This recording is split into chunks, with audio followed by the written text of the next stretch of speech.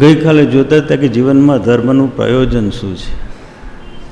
ધર્મ એ આપણી અભિપ્સા છે, આપણી જખણા છે, આપણી તમન્ના છે, આપણો વિરહ છે, આપણી વેદના છે, આપણું ઝૂરણ છે કે ધર્મ ટાઈમ પાસ છે. માત્ર ટાઈમ પાસ કરવા માટે જે ધર્મ કરે છે એ ધર્મમાં બરકત નહીં આવે, એ ધર્મમાં હોશ નહીં આવે, એ ધર્મમાં હવાસ નહીં આવે, એ ધર્મમાં ઓજસ નહીં પ્રગટે, એ ધર્મ તીવ્ર નહીં બને, ક્યુટ નહીં બને. અંદરમાં જોવું પડશે કે આપણે પરમાત્માને મેળવવાની આપણને તમન્ના છે. અગર અંદરમાં તમન્ના નથી તો ધર્મ એ આપણો ટાઈમ પાસ બની જશે. ધર્મ એ આપણા જીવનની અનુભૂતિ નહીં બને.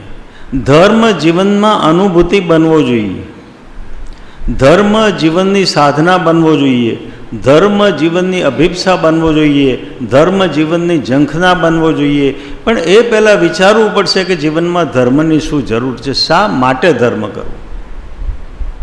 આપણે ધંધો કરીએ તો વિચારીએ છીએ ક્યાં કરવો, શું કરવું, આયોજન પ્રયોજન કરવું, પણ ધર્મ કરીએ છીએ તો વિચારીએ છીએ કે આનું પ્રયોજન શું છે. જ્યાં સુધી ધર્મનું પ્રયોજન અંતરમાં નહીં સમજાય ત્યાં સુધી ધર્મ તરફની ધારા અંતરમાંથી નહીં ઉઠે. વ્યવહારથી ધર્મ થાય એ એક વાત છે, અને અંતરમાંથી તીવ્ર ધર્મની ધારા ઉઠવી એ બીજી વાત છે.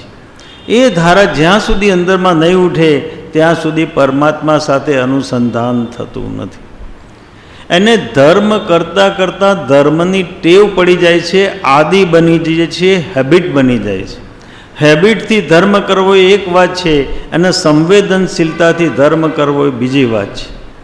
સત્તા સંપત્તિ અધિકાર હોય, અનુચર હોય, સુખ સગવડના સાધનો હોય, શરીર સ્વસ્થ હોય, તો પછી જીવનની ધર્મમાં જરૂર શું.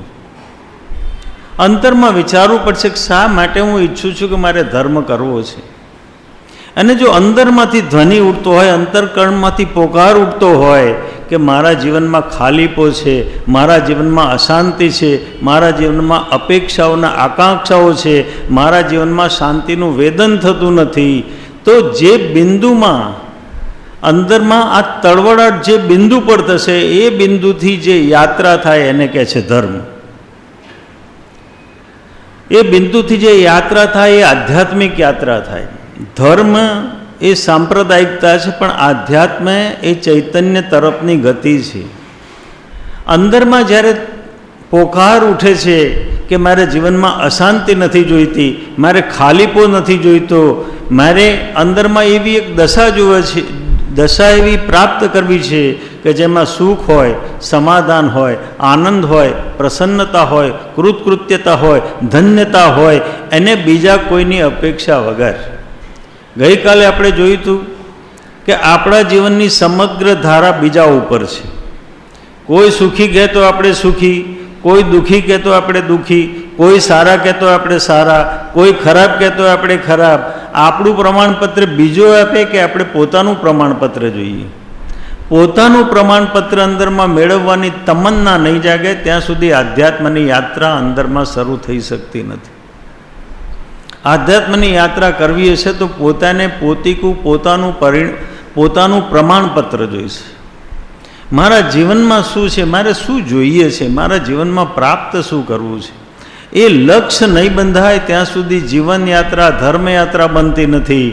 માત્ર જીવનયાત્રા સામાન્ય જીવન બનીને રહી જાય છે ત્યાં સુધી જીવનમાં કંઈ પ્રાપ્ત થતું નથી. એટલા માટે આપણે જોઈએ છીએ કે પૂરી જિંદગી ધર્મસ્થાનોમાં રહ્યા હોય, પૂરી જિંદગી સ્વાધ્યાયો કર્યા હોય, પૂરી જિંદગી અભ્યાસ કર્યો હોય, પણ અંતરમાં કંઈ અડતું વાભળતું નથી, અંતરમાં કંઈ સંવેદના પ્રગટતી નથી, અંતરમાં કંઈ ધારા પ્રગટતી નથી, અંદરમાં પ્રસન્નતા પ્રગટતી નથી, અંતરમાં એવી દશા આવતી નથી કે પ્રભુ સાથે પરમાત્મા સાથે અનુસંધાન થઈ છે. યશો વિજયજી મહારાજ સાહેબે કહ્યું છે કે શાંત ચિત્તે જ્યોતિ પ્રકાશતે. શાંત ચિત્તમાં આત્મજ્યોતિ પ્રકાશે છે. નદીનું પાણી શાંત હોય તો તળિયા સુધી સ્પષ્ટ વર્તી શકાય છે. એમ મન જો આપણું અત્યંત ગહન શાંત હોય તો ચૈતન્યનું અંદરમાં પ્રતિબિંબ પડે છે.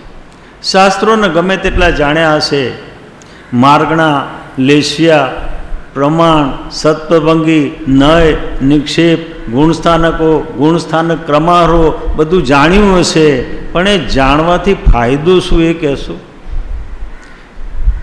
કૃપાળુદેવે કહ્યું કે જાણ્યું તો તેનું ભલું મોહે નવી લે પાય.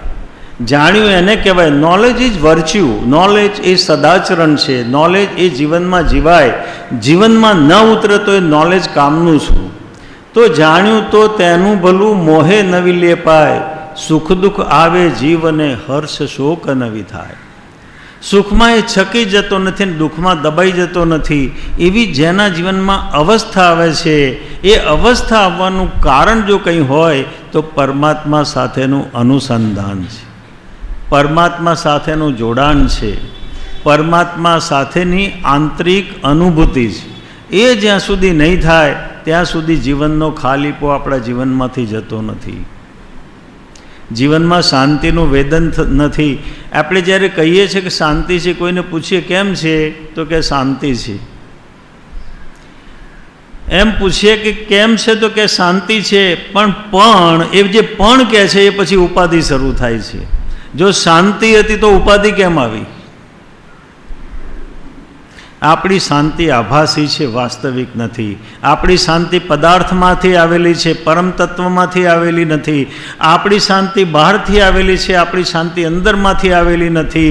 આપણી શાંતિ સંજોગોના કારણે છે, આપણી શાંતિ આપણી અનુભૂતિમાંથી આવી નથી. આપણી શાંતિ બીજા ઉપર નિર્ભર છે, આપણી શાંતિ પોતાના ઉપર નિર્ભર નથી. આપણી શાંતિ પરાવલંબી છે, આપણી શાંતિ સ્વાવલંબી નથી. ચૈતન્યની યાત્રા કરવી એટલે સ્વાવલંબી શાંતિની પ્રાપ્તિ કરવી. જ્યાં સુધી પોતાને પોતિકો આધાર નહીં મળે ત્યાં સુધી જીવનમાં શાંતિનું વેદન નહીં થાય, શાંતિની અનુભૂતિ નહીં થાય. અંદરમાં ઉતરીને જોવું પડશે કે ધર્મનું પ્રયોજન શું છે, શા માટે ધર્મ કરવો છે. એકાંતમાં બેસીને ઊંડા વિચારમાં ડૂબી જવું પડશે કે મારા જીવનમાં ધર્મની જરૂર શું છે. એ ચિંતન, એ ગોલન, એ પરિશીલન, એ નિધિધ્યાસન, એ ઊંડાણમાં થતું ચિંતન અંદરમાં નહીં થાય ત્યાં સુધી અંદરમાંથી ધ્વનિ નહીં ઉઠે કે મારા જીવનમાં ખાલીપાનું વેદન છે અને ભરવા માટે મારે પરમાત્મા સાથે, મારે ચૈતન્ય સાથે અનુસંધાન કરવું છે. તો આ અંદરમાં થવું જોઈએ, નહીં તો તણાવ ઉત્પન્ન થશે. આપણા જીવનમાં તણાવ ઉત્પન્ન થાય છે કારણ કે આપણી અપેક્ષાઓ કંઈક છે, આપણી આશાઓ કંઈક છે, આપણા અરમાનો કંઈક છે અને આપણી પરિસ્થિતિ કંઈક છે. આપણા અરમાનો અને આપણી પ્રાપ્ત પરિસ્થિતિ વચ્ચેનો જેટલો ગાળો એટલું આપણા ચિત્ત ઉપર ટેન્શન છે. એક સંત પાસે એક યુવાન ગયો છે અને એમ કહે છે કે સાહેબ મને બહુ ટેન્શન છે. સંત કહે છે તને ટેન્શન શું કરવા છે? કે એટલા માટે છે કે હું ભણવામાં હોશિયાર છું અને મારે ફર્સ્ટ ક્લાસ ફર્સ્ટ આવવું છે. તો સંતે એને એમ કહ્યું તું હોશિયાર છું, તું ભણવાનો પ્રયોગ કર, તું ભણવાનો પ્રયત્ન કર, તું પૂરો ટાઈમ અભ્યાસમાં આપ, પણ તું એ વાત છોડી દે કે મારે ફર્સ્ટ ક્લાસ ફર્સ્ટ આવવું છે. કારણ કે ત્યારે ફર્સ્ટ ક્લાસ ફર્સ્ટ આવવું છે વિચાર તારા ચિત્ત ઉપર ચડી બેઠો છે એટલે તારા ચિત્તમાં ટેન્શન છે. એ કે એમ તો ન થાય, એમ જો કરું તો હું ફર્સ્ટ ક્લાસ ફર્સ્ટ આવી શકું નહીં. તો યથેચ્છમ ગચ્છસી, તને જેમ ઈચ્છા હોય એ પ્રમાણે કર. થોડા દિવસ થયા અને યુવાન પાછો આવ્યો. સંતને કહે છે કે ટેન્શન તો ઓછું થતું નથી. તો સંત કહે છે કે નહીં થાય, ટેન્શન નહીં થાય, કે તારું ટેન્શન ફર્સ્ટ ક્લાસ ફર્સ્ટ સાથે વળગ્યું છે. તું એ વિચાર છોડી દે. તું આવે તો બરાબર છે, ન આવે તો જે પરિસ્થિતિ પ્રાપ્ત થાય એનો સ્વીકાર કર, પણ તું તારો અભ્યાસ ચાલુ રાખ, તું એની મહેનત ચાલુ રાખ, તું પૂરા ખંતથી, પૂરા દિલથી, પૂરા સામર્થ્ય અને શક્તિ રેડીને તું મહેનત કર, પણ તું ફર્સ્ટ ક્લાસ ફર્સ્ટનો ખ્યાલ છોડી દે. અંતે એને એમ થયું કે આ પ્રયોગ તો કરી જોવું. અને જેવો એને વિચાર છોડી દીધો કે ફર્સ્ટ ક્લાસ ફર્સ્ટ આવવું છે, એના અંતરમાંથી ટેન્શન ચાલ્યું ગયું. અને જ્યારે ટેન્શન ચાલ્યું જાય ત્યારે ફર્સ્ટ ક્લાસ ફર્સ્ટ આવ્યા વગર રહે પણ નહીં, આપોઆપ પ્રાપ્ત થાય. પણ જે ટેન્શન તણાવ ઉત્પન્ન કરે છે એ આપણા ચિત્તને એક તરફ ખેંચી જાય છે, અને ખેંચી જવાના કારણે અંદરમાં શાંતિ રહેતી નથી. અને અશાંત મને જે વાંચે છે, અભ્યાસ કરે છે, એ ફર્સ્ટ ક્લાસ ફર્સ્ટ આવી શકશે ખરા? તો અંદરમાં તો શાંતિ જોઈશે. તો આધ્યાત્મમાં પણ આ જ અવસ્થા છે. આ જ અવસ્થા છે. ક્રિયા કરતાં કરતાં પણ ક્રિયાનું જો ટેન્શન રહેશે તો આપણો સમગ્ર સમય ટેન્શનની પડોજણમાં જશે. સમગ્ર સમય ટેન્શનની પડોજણમાં જશે. એટલે ક્રિયા પણ સહજ જવી જોઈએ, સ્વાભાવિક જવી જોઈએ. ક્રિયા પણ સહજ થવી જોઈએ, સ્વાભાવિક થવી જોઈએ.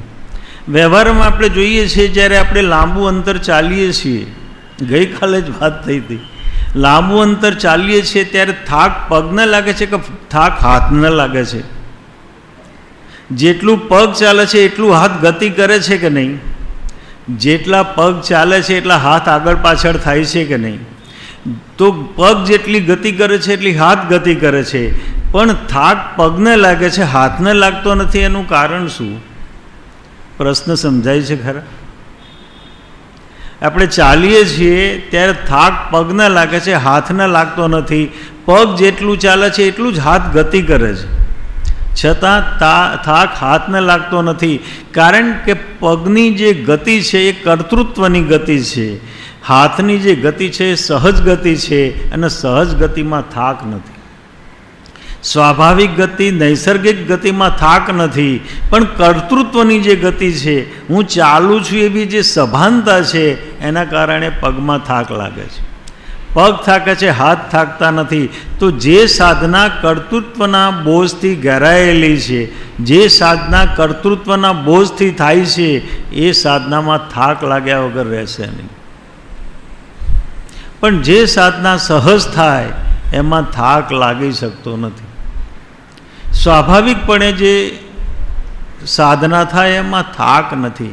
અને ચાલવાનું ક્યાં છે? અંતર તો અંદરમાં કાપવાનું છે. વસ્તુ સુહાવો ધમ્મો, વસ્તુનો સ્વભાવ એ ધર્મ છે.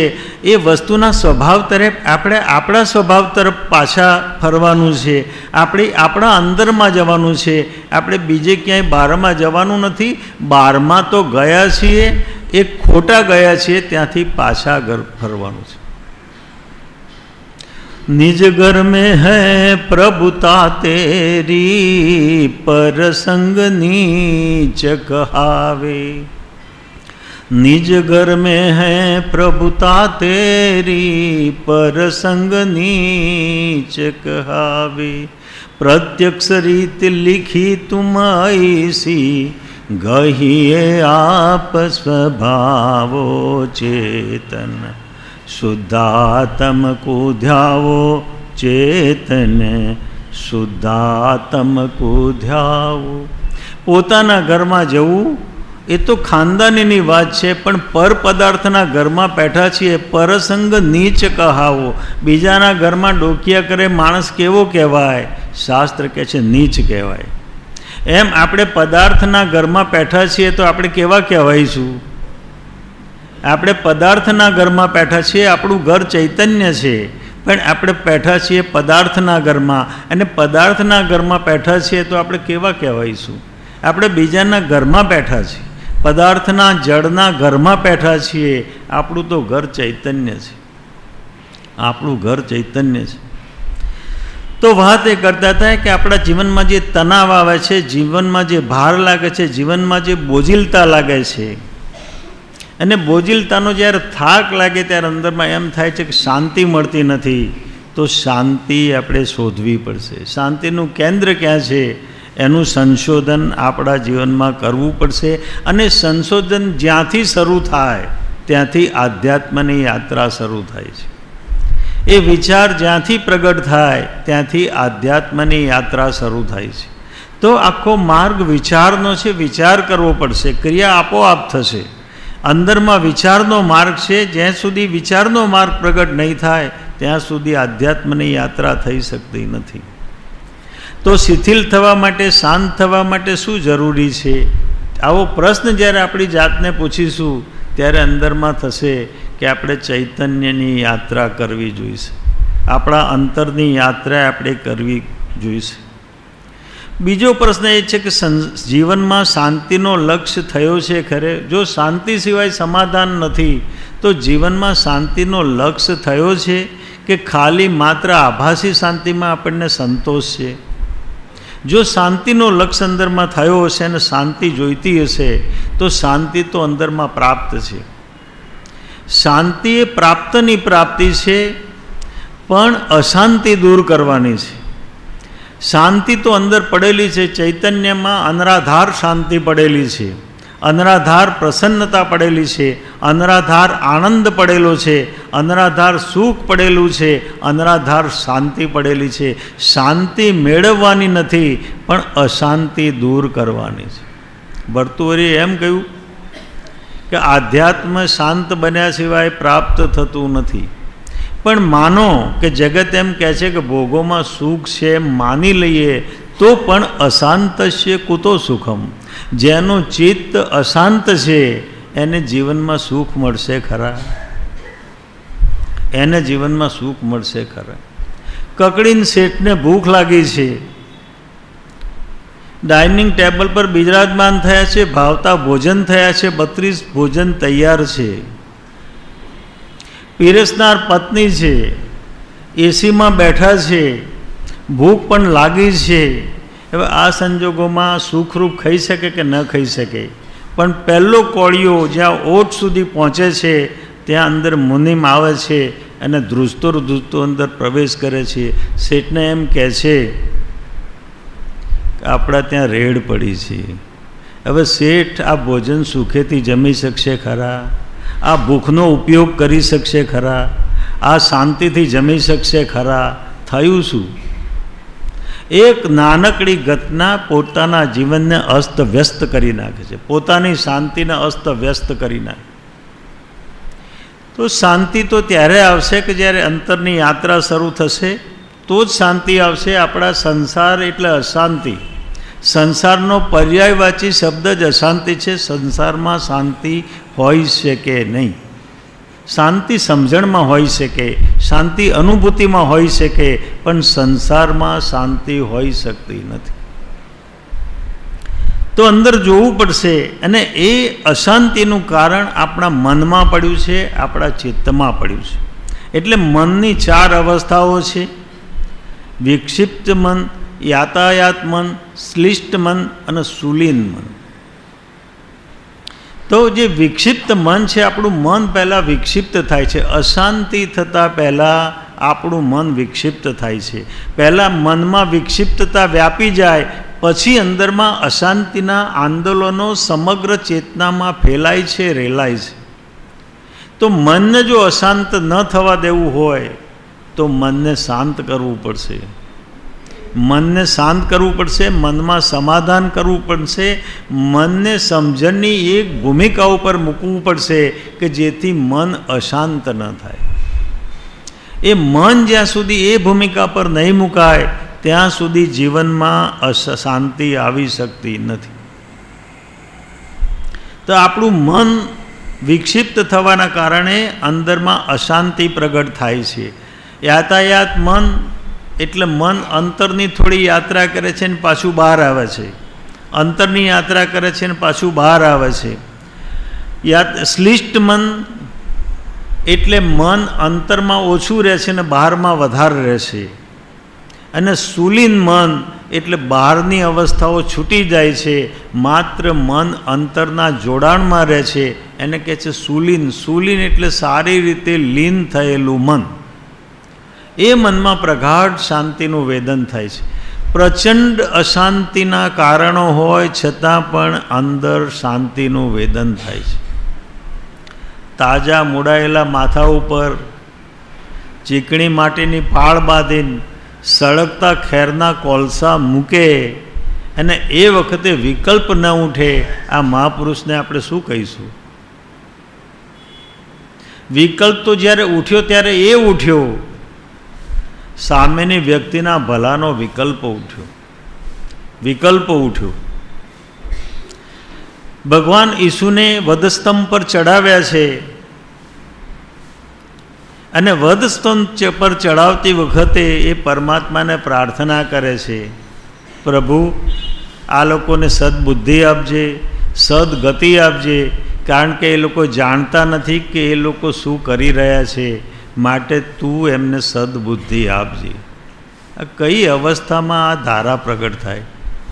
કેટલી મન શાંત થયું હોય ત્યારે આ ધારા અંદરમાં પ્રગટ થાય.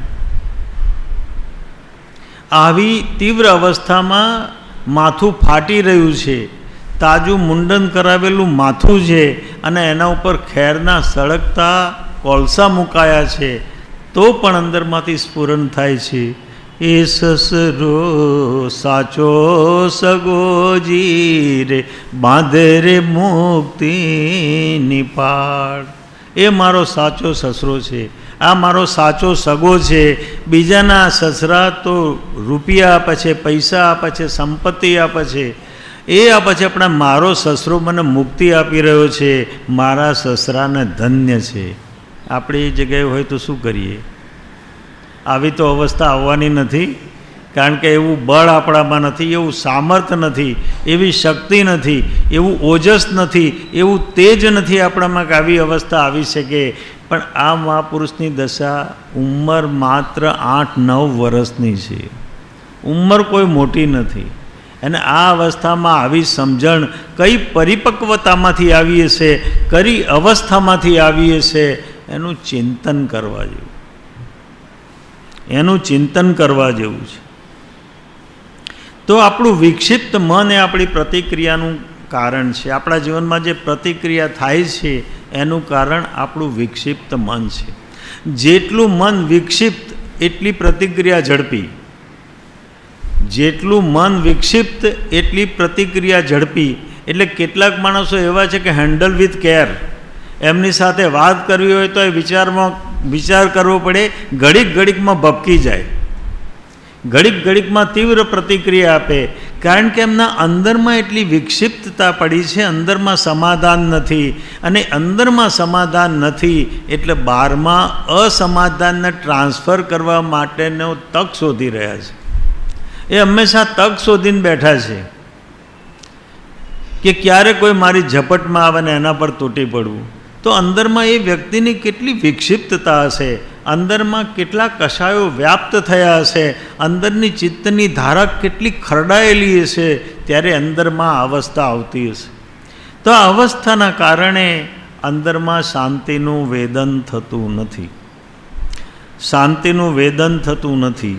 તો આ મનની વિક્ષિપ્તતાનું કારણ શું? આટલી બધી વિક્ષિપ્તતા આપણા ચિત્તમાં હોય એનું કારણ હોવું જોઈએ. પણ એનું કારણ શું છે? તો એનું કારણ છે એ કષાયો અને વિષયો. આપણા ઇન્દ્રિયોના વિષયો અને કષાયો. ઇન્દ્રિયોના વિષયોમાં જ્યારે અવરોધ ઉત્પન્ન થાય છે ત્યારે કષાય સક્રિય થાય છે. ઇન્દ્રિયોના વિષયોમાં, આપણા વિચારમાં, આપણા ચિંતનમાં, આપણા અભિપ્રાયમાં જ્યારે અવરોધ ઉત્પન્ન થાય છે ત્યારે અંદરમાં કષાય ઉત્પન્ન થાય છે. કશ એટલે સંસારના, આ એટલે આવક. જેમાં સંસારની આવક વધે એને કહે છે કષાય. આવો કષાય અંદરમાં ત્યારે ઉત્પન્ન થાય છે જ્યારે ઇન્દ્રિયોના વિષયમાં અવરોધ ઉત્પન્ન થાય છે. આપણે જોઈએ છીએ કે આપણે જે વાત કરી રહ્યા હોય અને સામેની વ્યક્તિ એ વાતનો જો પ્રતિકાર કરતી હોય તો આપણા અંદરમાં કંઈ થાય છે ખરા?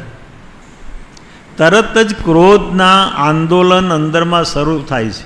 સમજુ માણસ હોય તો જરા સાચવીને પોતે બચી જાય છે, પણ આંદોલન તો, પ્રતિક્રિયા તો શરૂ થઈ જ જાય છે.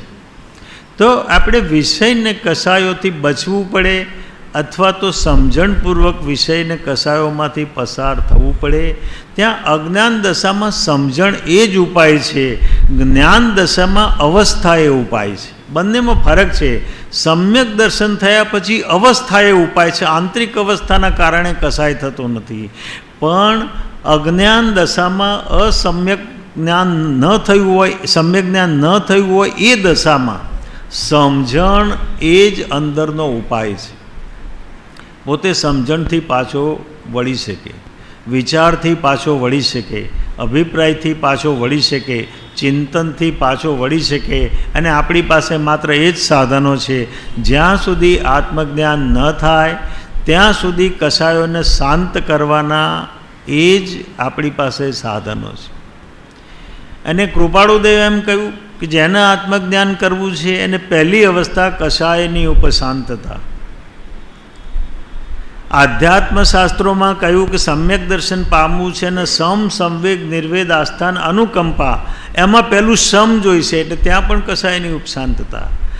સમ્યક દર્શન થયા પછી શું અવસ્થા થાય તો પણ સંવેગ નિર્વેદ આસ્થાન અનુકંપા, ત્યાં પણ ઉપશાંત કસાય થઈ જાય છે. એ અનુભૂતિના કારણે ઉપશાંત થાય છે.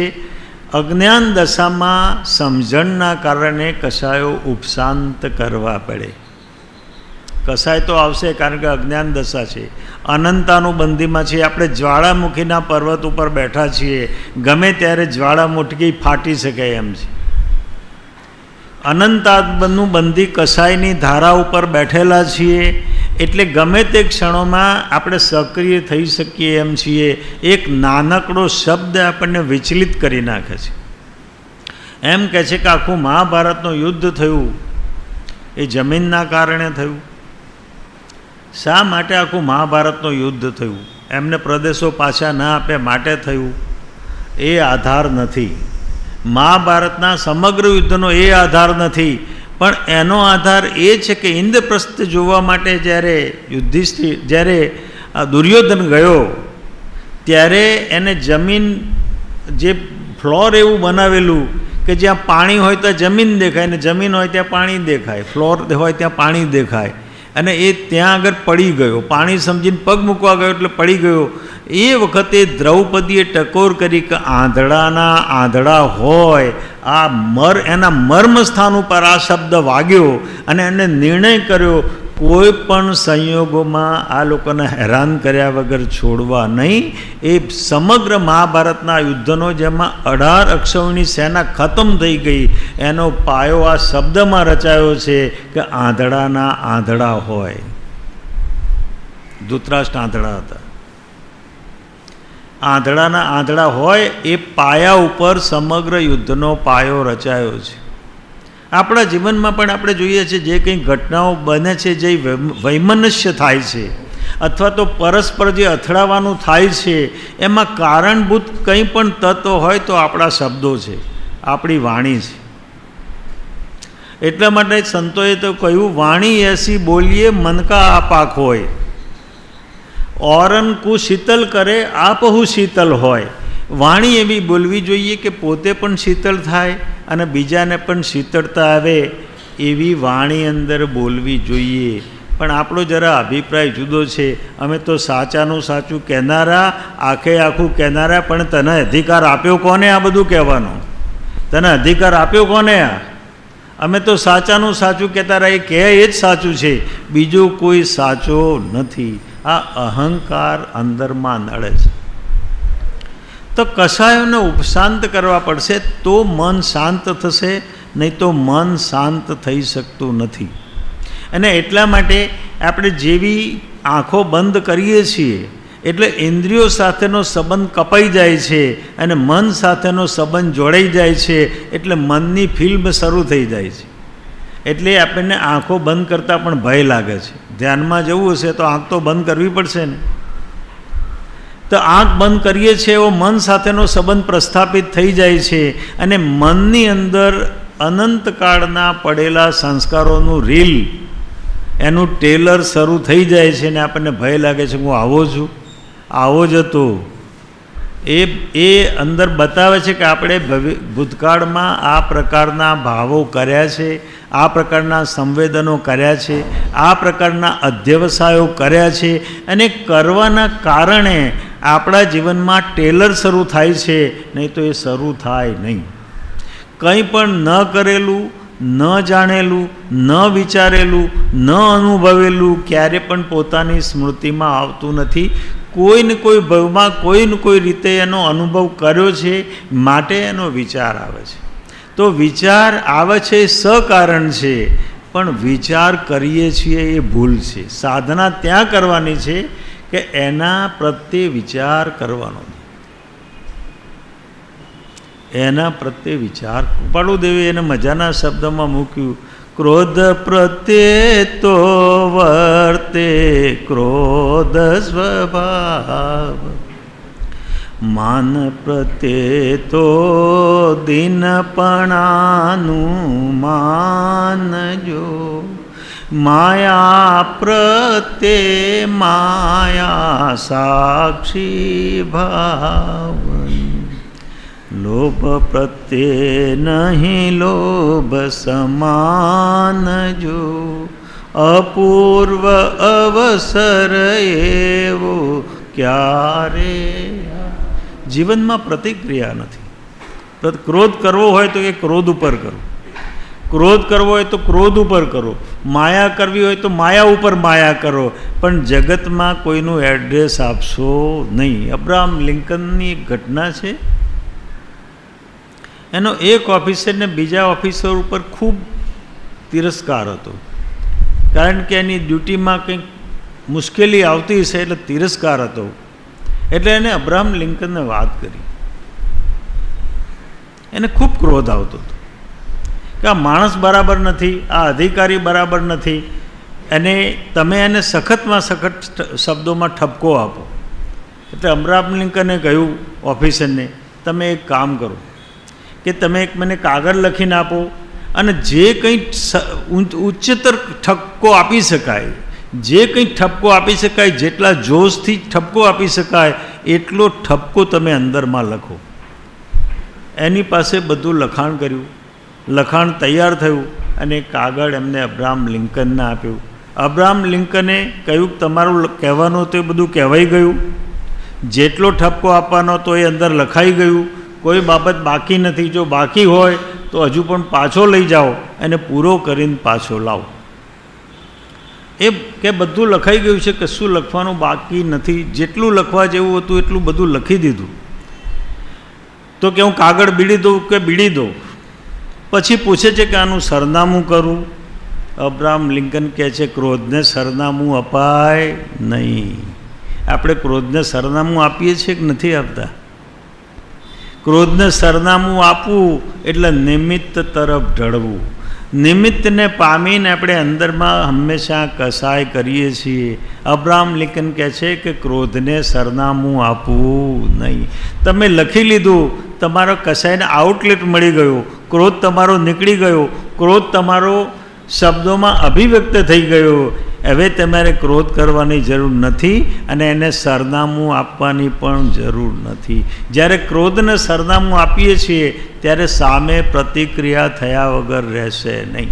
આપણી શાંતિ જોખમાયા વગર રહેશે નહીં, જોખમાયા વગર રહેશે નહીં. એટલે કે છે ક્રોધને સરનામું આપવું નહીં. તો અંદરમાં જોવું પડશે કે આ વિષયોને કસાયો જે છે એ શાંત થયા છે કે નહીં. આ તમામ સાધના, આધ્યાત્મ યોગ, ભાવના યોગ, ધ્યાન યોગ, સમતા યોગ અને વૃત્તિ સંક્ષય યોગ, યોગસારમાં એનું ઊંડાણમાં વર્ણન આપેલું છે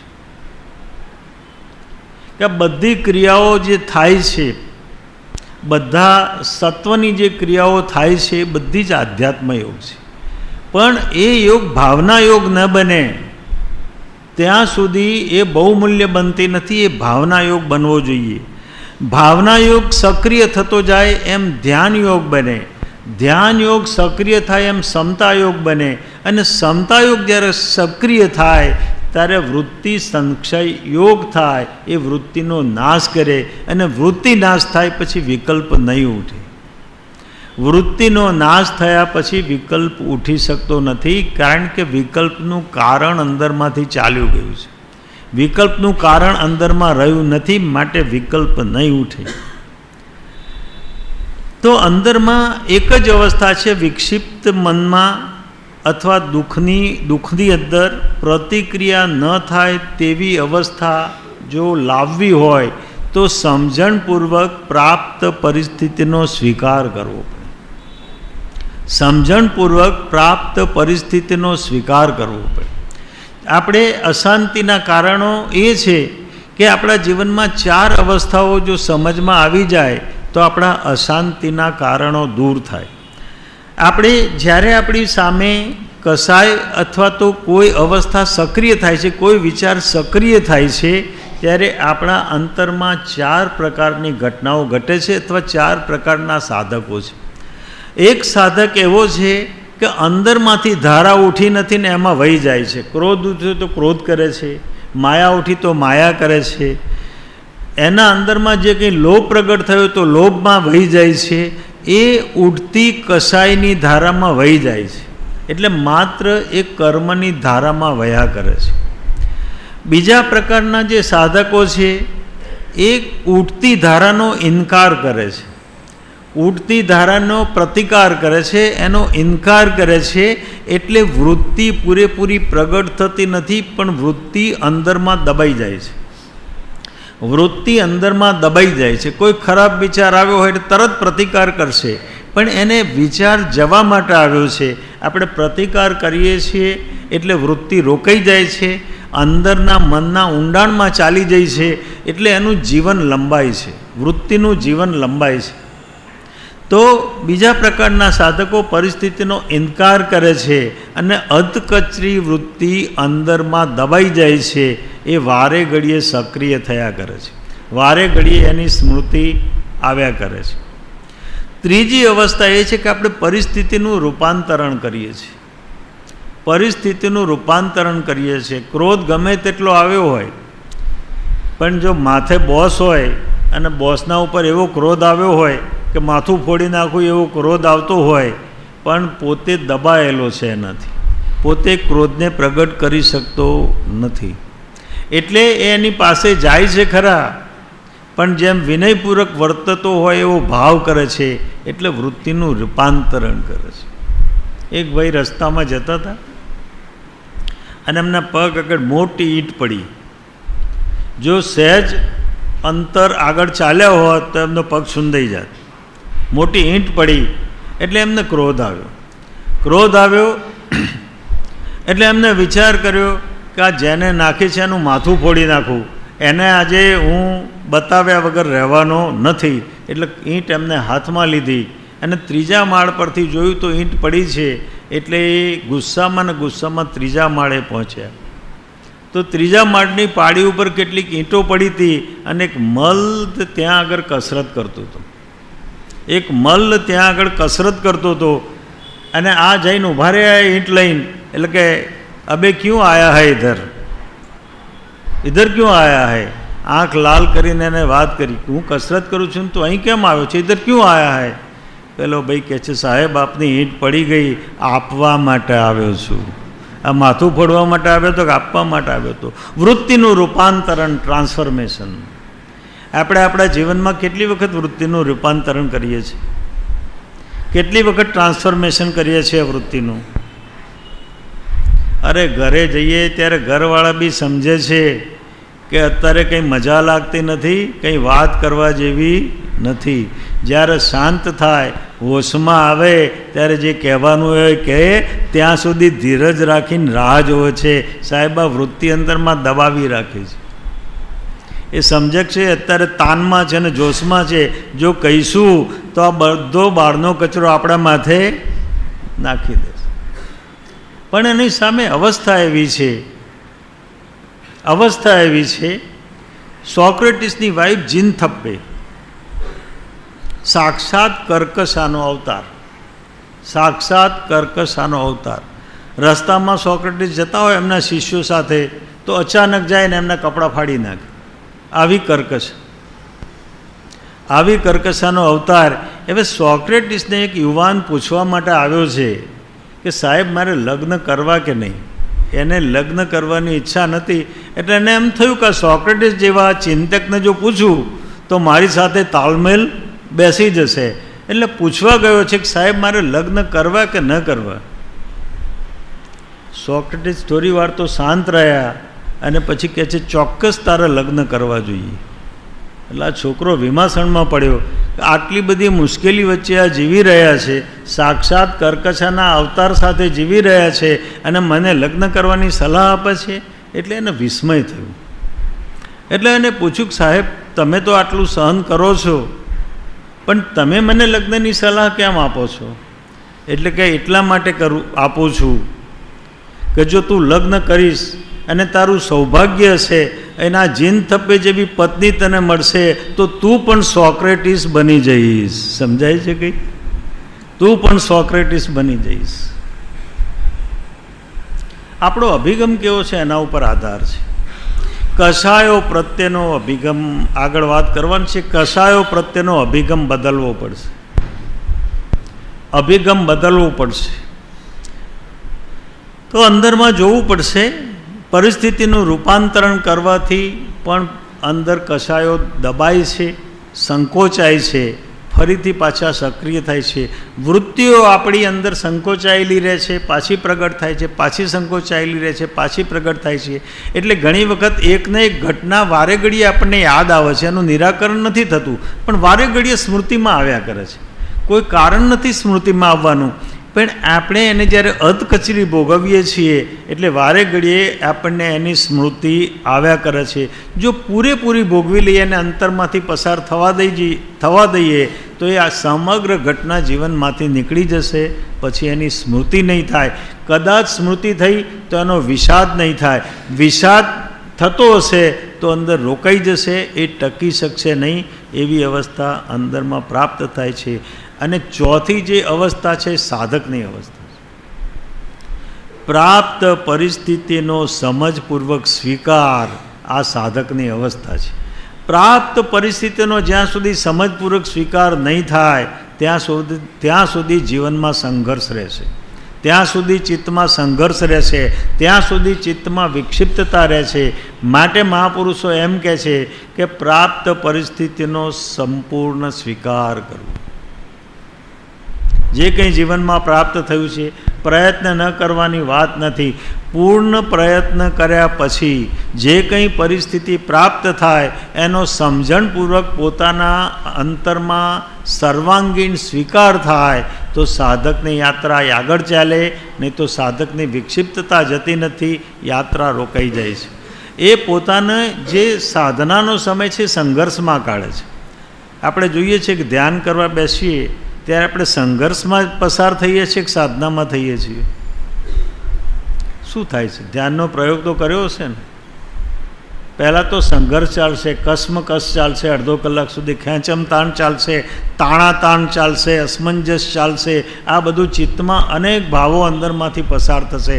પણ જો ટકી ગયા ને શાંત રહ્યા તો અડધો કલાક પછી મન સ્થિર થવાનું, એકાગ્ર થવાનું શરૂ થશે.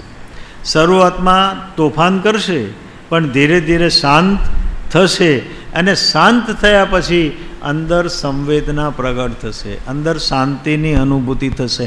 મન જેટલે અંશે શાંત થાય એટલે અંશે અંતરમાં શાંતિનો અનુભવ થાય. આ તો વ્યવહારમાં બનતી ઘટના છે, હજુ અનુભૂતિ થઈ નથી. છતાં પણ આ વ્યવહારમાં બનતી ઘટના છે કે જેટલે આપણે જેટલે આપણું મનની વિક્ષિપ્તતા ઓછી એટલી અંદરમાં શાંતિ વધાર, જેટલી વિક્ષિપ્તતા વધાર એટલી અંતરમાં શાંતિ ઓછી. તો આ પરિસ્થિતિનો સમજણપૂર્વક સ્વીકાર કરવો જોઈએ. તો આ અશાંતિના કારણો દૂર થાય ત્યાં સુધી અશાંતિના કારણો દૂર થઈ શકતા નથી. તો હવે પ્રશ્ન એ થાય છે કે મનની સમાધિ કેવી રીતે પ્રાપ્ત થાય? મનને શાંત કરવું છે, સમાધિસ્થ કરવું છે, એના ગહનતમ સ્તર સુધી પહોંચવું છે. મનની ક્ષમતા ઓછી નથી. સાધનામાં પણ મન જોઈશે, સંસારમાં પણ મન છે, અને સાધનામાં પણ મન જોઈશે. એટલે ભગવાન કૃષ્ણે એમ કહ્યું કે મન એવ મનુષ્યાણામ કારણમ બંધ મોક્ષયો. દ્વિવચન વાપર્યું છે, બંધ મોક્ષયો દ્વિવચન. બંધમાં પણ મન કારણભૂત છે અને મોક્ષમાં પણ મન કારણભૂત છે. જ્યારે આપણે સમાધિની યાત્રા શરૂ કરીશું, પરમાત્માની યાત્રા શરૂ કરીશું, પરમ તત્વની યાત્રા શરૂ કરીશું, અને મનમાં જો સમાધાન થયું તો મનના આશીર્વાદ પ્રાપ્ત થાય છે કે તમે સાધનામાં જાઓ, હું સહયોગ આપવા તૈયાર છું. પણ એ પહેલાં આપણી પરીક્ષા કર્યા વગર રહેશે નહીં. પરમાત્મા પણ આપણી પરીક્ષા કરશે અને મન પણ આપણી પરીક્ષા કર્યા વગર રહેશે નહીં. તો અહીં શું કરવું પડે? સમાધિ પ્રાપ્ત કેવી રીતે થાય? એ ત્યારે થાય કે આપણો બોધ ચેતનાના ગહનતમ સ્તર જે છે નીચેનું એને સ્પર્શ કરે. એને સ્પર્શ જ્યાં સુધી નહીં કરે, આપણા ચેતનાના ઊંડાણને, આપણા મનના ઊંડાણને સ્પર્શ નહીં કરે, ત્યાં સુધી અંદરમાં બોધ પ્રાપ્ત થતો નથી. કારણ કે આપણામાં જીવનમાં જે કંઈ ઘટે છે ઉપર છેલ્લા મનની ધારામાં રોકાઈ જઈએ છીએ અને ત્યાં આગળ પ્રતિક્રિયા કરીને એને પૂરું કરી દઈએ છીએ, ફરીથી રિપીટ થયા કરે છે, પણ એના ગહનતમ સ્તરમાં અંદર થતું નથી, અંદર પ્રવેશતું નથી. બોધ જ્યારે અંદરમાં ગહનતમ સ્તરને સ્પર્શી જાય તો અંદરમાં વૈરાગ્ય આવ્યા વગર રહે નહીં. વૈરાગ્ય આવ્યા વગર રહે નહીં. શાલિભદ્રજી અને ધન્નાજી બંને ભગવાન મહાવીરની દેશના સાંભળવા ગયા છે અને દેશના સાંભળી છે. શાલિભદ્રજીને વૈરાગ્ય થયો છે અને વૈરાગ્ય થયો ત્યારે એમની 32 સ્ત્રીઓ હતી. એમને રોજ એક સ્ત્રીનો ત્યાગ કરીને 32 દિવસ પછી પોતે આધ્યાત્મના પંથે વિચરવાનું નક્કી કર્યું છે. અને એ વખતે ધન્નાજીને એમના પત્ની સુભદ્રાજી એટલે શાલિભદ્રના બહેન એમની આંખમાંથી આંસુ જોયા. આંસુનું ટીપું એમના ઉપર પડ્યું અને એમને એમ થયું, પૂછે છે સુભદ્રાજી કે આપની આંખમાં આંસુ કેમ? શું ઘરમાં કોઈ દુઃખ છે? અનુચરોનું કોઈ દુઃખ છે? માતા તરફથી કોઈ દુઃખ છે? કોઈ અવરોધ ઉત્પન્ન થયો છે? કોઈ વ્યથાઓ ઉત્પન્ન થઈ છે? કોઈ શરીરમાં રોગ થયો છે? સુભદ્રાજી કહે છે કંઈ થયું નથી, પણ મારો ભાઈ છે એ દીક્ષા લેવાનો છે, સંયમના માર્ગે જાય છે અને રોજ એક સ્ત્રીનો ત્યાગ કરી રહ્યો છે. ધન્નાજી કહે છે કાયર છે જેને ત્યાગ કરવો છે અને આવા નખરા કરાતા હશે. એને તો એક સાથે વૈરાગ્ય પ્રગટ થયો છે, એક સાથે વનની વાટે વિચરવું જોઈએ. એ કાયર છે. એટલે એમને ટોણો માર્યો કે બોલવું સહેલું છે, કરવું મુશ્કેલ છે. ધન્નાજી કહે છે કરવું સહેલું છે, કહેવું મુશ્કેલ છે. ધન્નાજી કહે છે કરવું સહેલું છે, કહેવું મુશ્કેલ છે. તો કે વાત કરવી સહેલી છે પણ સંભવ નથી. કે આ ચાલ્યો, નાતા હતા, સ્નાન કરતા હતા અને ઉઠીને ચાલવા નીકળ્યા. સુભદ્રાજી પગમાં પડ્યા અને એમ કહે છે મને માફ કરો, મારી ભૂલ થઈ ગઈ. વાતમાં વાત નીકળી ગઈ અને મારાથી કહેવાઈ ગયું તમે મને માફ કરો. એ વખતે ધન્નાજી મહત્વની વાત કરે છે, અત્યંત મહત્વની વાત કરે છે કે એવું નથી કે તમારા ટોણાના કારણે, તમારા કહેવાના કારણે હું અત્યારે સંયમના માર્ગે જઉં છું. એવું નથી તમારા કહેવાના કારણે હું સમજું છું વાતને, પણ હું પણ અસમંજસમાં હતો. જેમ શાલિભદ્રને અંદરમાં અસમંજસ ચાલ્યું, અંદરમાં વિચારની ધારા પ્રગટ થઈ, ઇહાપોહ થયો, એમ હું પણ વિચારમાં તો શું કરવું ને શું ન કરવું. તમે તો મારા ઉપકારી છો કે તમે એના બળ પૂર્યું છે. જો અભિગમ કેવો છે, તમે એમાં બળ પૂર્યું છે, તમે એમાં તેલ પૂર્યું છે અને તમે મારા વૈરાગ્યને પ્રબળ કર્યો છે. મને તમારા માટે કોઈ દુર્ભાવ અથવા દુર્લાગણી થઈ નથી, પણ મને સદ્ભાવ થાય છે. હું તમને વંદન કરું છું. તમે મને આજ્ઞા આપો. પરિસ્થિતિનો પોઝિટિવ સ્વીકાર કેવી રીતે થાય છે એ અવસ્થા ધન્નાજી આપણને બતાવી રહ્યા છે કે તમારો ઉપકાર છે. જો તમે આટલું ન કહ્યું હોત તો હું નિર્ણયાત્મક તબક્કામાં પસાર ન થાત અને અસમંજસમાં રહી જાત, વિચારની ધારામાં રહી જાત, અંદરમાં વૈરાગ્ય પ્રબળ ન બને. માટે તમારો ઉપકાર છે કે તમે મને આ તક આપી. આપણે પરિસ્થિતિને કેવી રીતે લઈએ છીએ એના ઉપર મહત્ત્વનું છે. પરિસ્થિતિ પ્રત્યે આપણો અભિગમ કેવો છે એના ઉપર આપણા જીવનની ધારાનું મહત્ત્વ છે.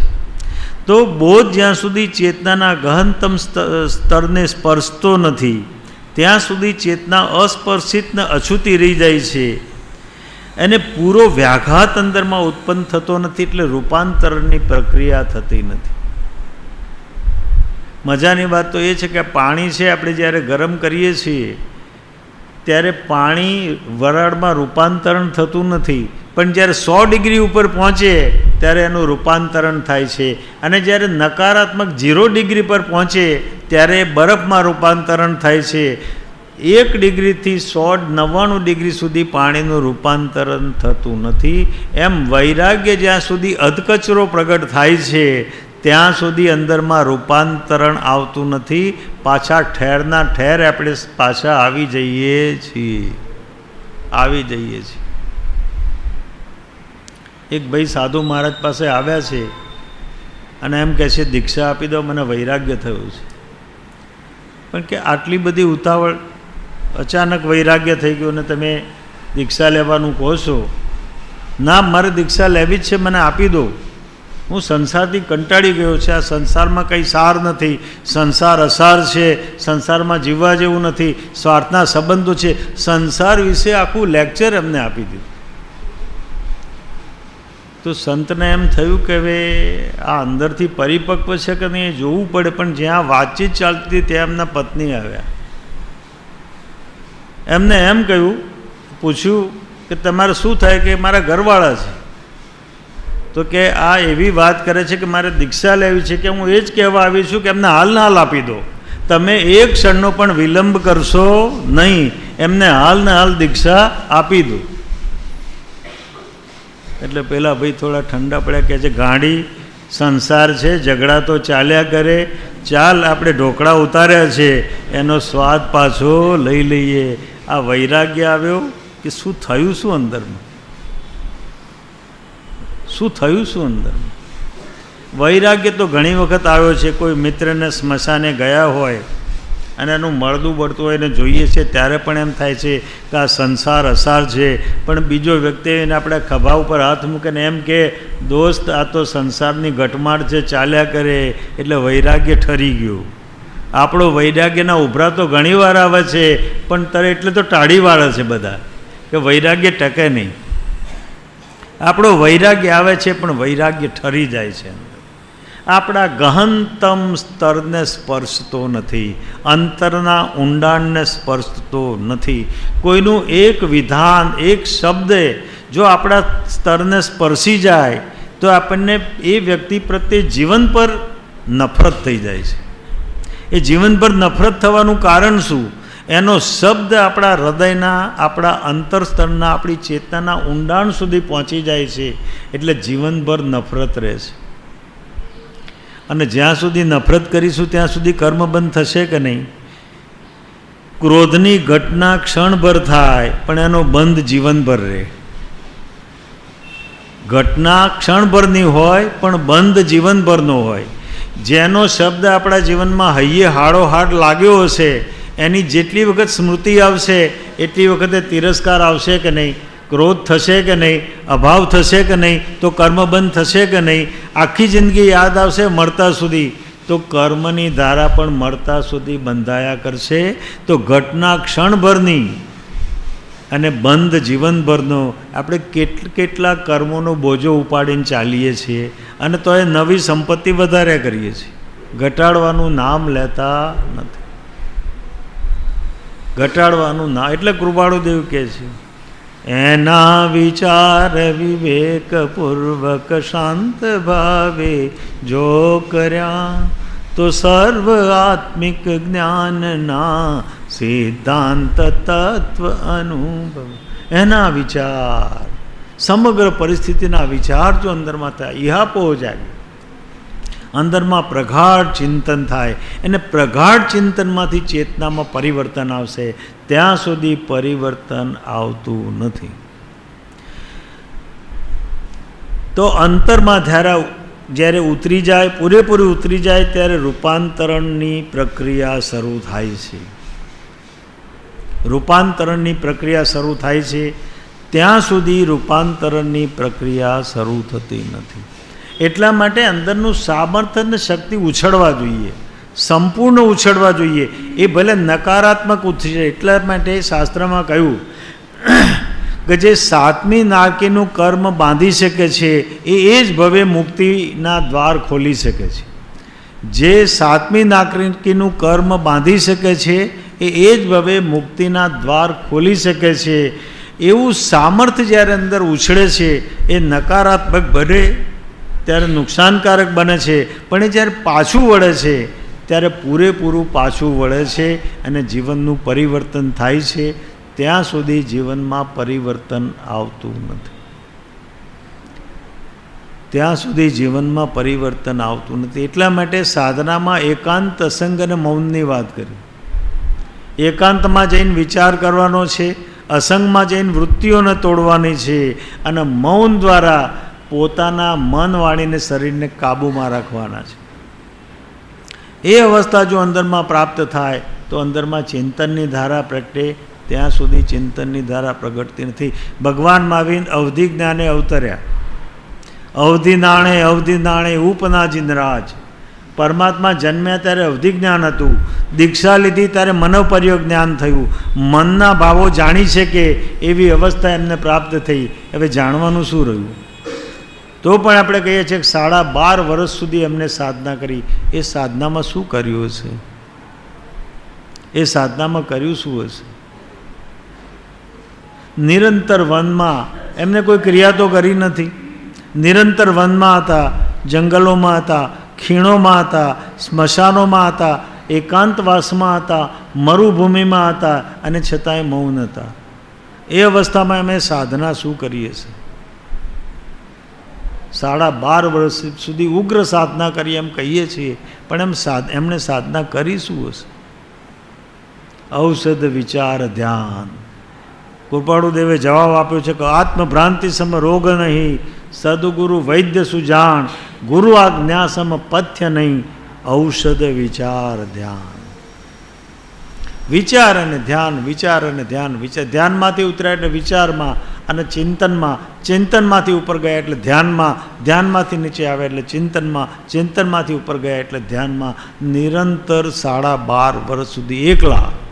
ન તો વ્યક્તિઓ સાથે સંબંધ, ન તો પશુઓ સાથે સંબંધ, ન તો પ્રાણીઓ સાથે સંબંધ, ન તો કુદરત સાથે સંબંધ, ન તો આકાશ સાથે સંબંધ. માત્ર અસંગ અવસ્થા, કોઈની સાથે જોડાણ નહીં. માત્ર અસંગ અવસ્થા, પૂર્ણ અસંગ અવસ્થા. એની અંદર 12.5 વર્ષ કાઢવા.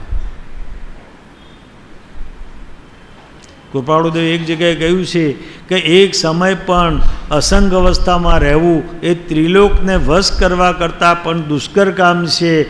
તો જે ત્રણેય કાળને વિશે અસંગ અવસ્થામાં રહેલા છે એમને જોઈને અમે પરમ આશ્ચર્ય પામીએ છીએ. જે આવી અવસ્થામાં વીર વિચર્યા હશે, કેવી અવસ્થામાં વિચર્યા હશે, કેવી દિવ્ય ધારા અંદરમાં હશે, કેવી પ્રસન્નતા હશે, કેવો આનંદ હશે, કેવી કૃતકૃત્યતા હશે, કેવી ધન્યતા હશે, કેવી અવસ્થા અંદરમાં હશે.